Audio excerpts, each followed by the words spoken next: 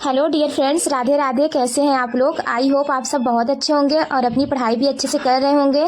Friends, ये रही syllabus railway के लिए। आप लोग भी अपना सिलेबस किसी भी एग्ज़ाम की तैयारी कर रहे हो तो सिलेबस को ज़रूर निकलवा करके जहाँ भी आप स्टडी करते हैं वहाँ पे चिपका लें और उसी के अकॉर्डिंग पढ़ाई करें।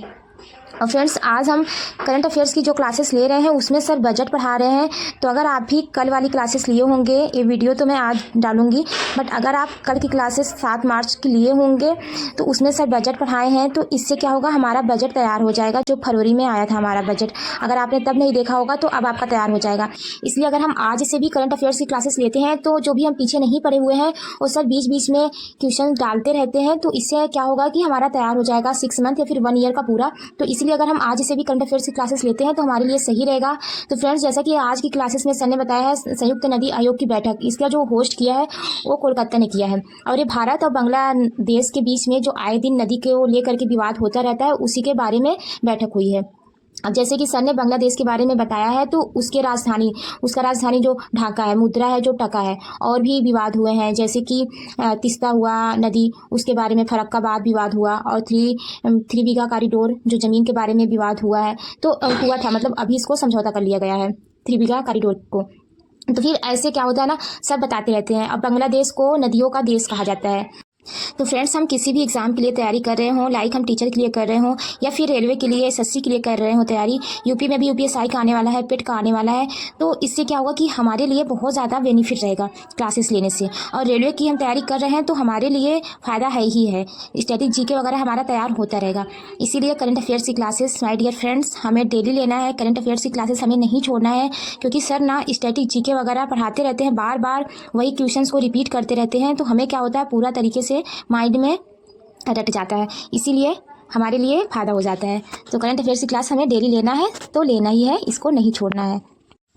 फ्रेंड्स, मॉर्निंग में हमें जो भी क्लासेस लेनी थी, जो भी हमें प्रैक्टिस करना था, मैथ और मुझे डीएलएड का जो पढ़ना था वो सब हमने पढ़ लिया है। और अभी रात के 11 बज रहे हैं, हम अपनी रेस लगाने जा रहे हैं। तो रेस लगाने नहीं जा रहे हैं, आज रेस की क्लासेस लेने जा रहे हैं।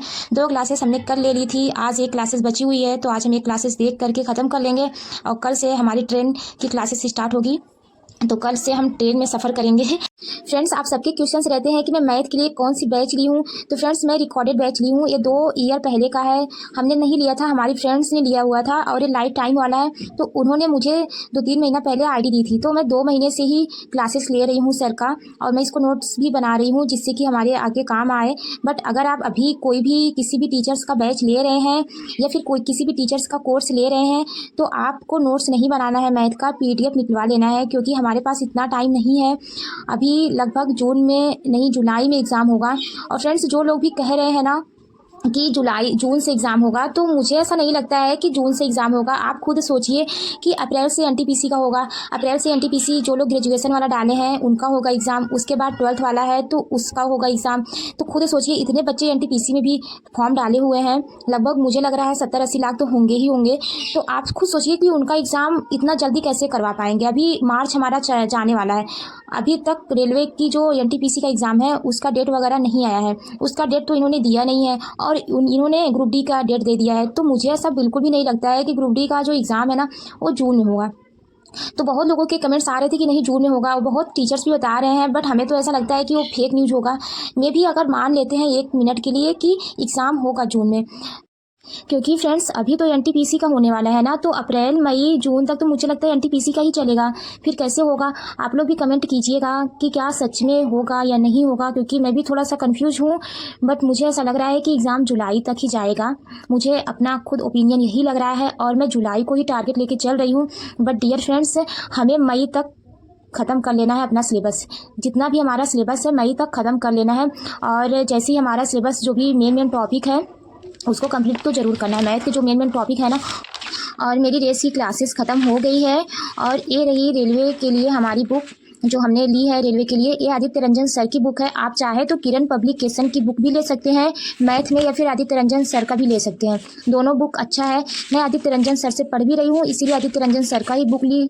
आप किरण पब्लिकेशन की भी बुक ले सकते हैं, वहाँ पे भी टाइप वाइज दिया हुआ है, तो उसमें भी कोई प्रॉब्लम नहीं है। और अगर कोई भी बुक है आपके पास रेलवे की जिसमें PYQ है, रेलवे के क्वेश्चंस दिया हुआ है, तो उससे भी आप पढ़िए, आपको नई बुक लेने की कोई ज़रूरत नहीं है। साथ में हमें क्या करना है, मिनी मॉक वगैरह देते रहना है। और फ्रेंड्स, आज हमने जो रेस की क्लासेस ली है इसमें जो रेलवे की सिलेबस है उस सिलेबस में रेस का नहीं दिया हुआ है, क्योंकि यहाँ पे देखिए रेलगाड़ी का दिया हुआ है, नावधारा का दिया हुआ है, बट रेस की दौड़ की यहाँ पे टॉपिक नहीं दिया है। क्योंकि मैं अभी सोची कि देख लूँ इसको लगाने के लिए, तो अभी मैं देखी इसमें दिया ही नहीं हुआ है। तो अगर हम रेलवे के लिए जो दौड़ की रेस की टॉपिक है अगर हम उसे छोड़ भी दें तो हमारे लिए कोई इतना प्रॉब्लम नहीं होगा, क्योंकि इसमें तो दिया ही नहीं हुआ है। जो पिछली एग्ज़ाम है उसमें नहीं पूछा है, इसीलिए सर ने भी अपने बुक में नहीं डाला है।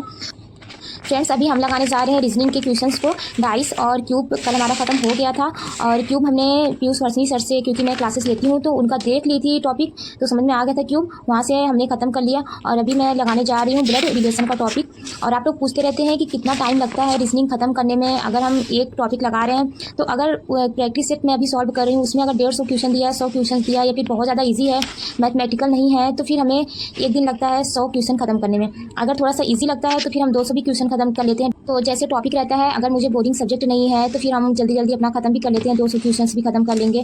तो फ्रेंड्स इसी तरीके से अपना मतलब 100 क्वेश्चन का डेली टारगेट लेके चलते हैं रीजनिंग के लिए, और 50 क्वेश्चन का टारगेट लेके चलते हैं मैथ के लिए। क्योंकि रीजनिंग और मैथ ऐसा टॉपिक है जो हमें प्रैक्टिस से ही आएगा। तो इसके लिए ना हम जितना भी पढ़ाई करें, अगर आप रीजनिंग के लिए कोई क्लासेस ले रहे हैं तो अपने साथ एक रेलवे के लिए PYQ जरूर रखें।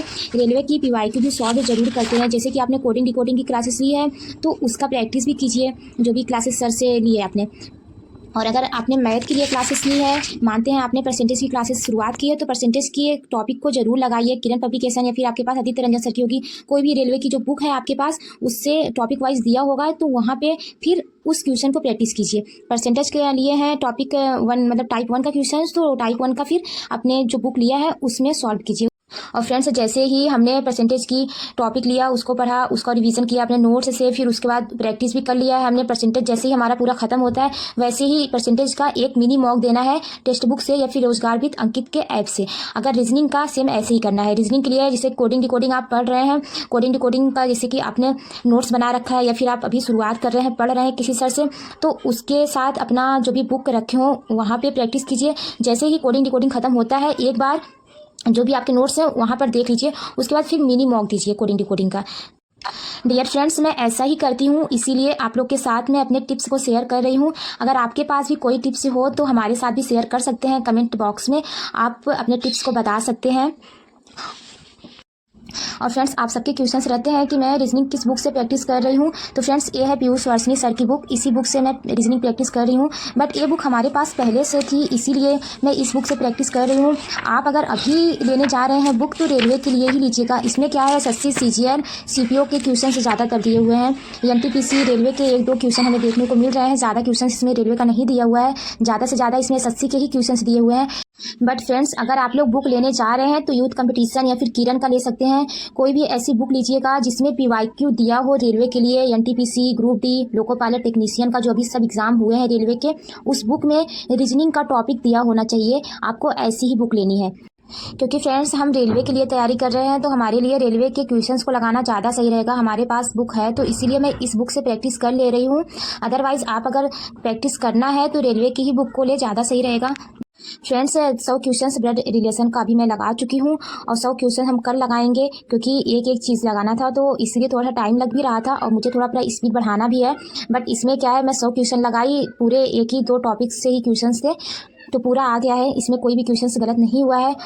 और फ्रेंड्स एग्ज़ाम का टेंशन बिल्कुल भी नहीं लेना है कि जून में होगा। हमें अपना जो पूरा सिलेबस है वो मई लास्ट तक ख़त्म करना ही है, कैसे भी ख़त्म हो बट ख़त्म करना है। बट हाँ माय डियर फ्रेंड्स, एक पेशेंस के साथ, ये भी नहीं कि हम दिन रात पढ़ते ही पढ़ते रहें, हमें रेस्ट भी करना है, आराम भी हमारे शरीर को चाहिए। ये नहीं कि हम दिन रात बस पढ़ाई ही पढ़ाई करते रहें। और हम जितना भी पढ़ें उसका रिवीजन ज़रूर करें, क्योंकि फ्रेंड्स हमें रिवीजन करना सबसे ज़्यादा ज़रूरी है। तो फ्रेंड्स घबराना बिल्कुल भी नहीं है। अगर हमें कोई चीज़ें नहीं आ रही है, हम 1 बार 2 बार 3 बार लगाएंगे, वो धीरे धीरे चीज़ें आने लगेगी। इसीलिए टेंशन फ्री होकर के हमें रेगुलर रह के पढ़ाई करते रहना है, बिल्कुल भी टेंशन नहीं लेना है, खुद को स्ट्रॉन्ग बनाना है। Stay strong every day friend.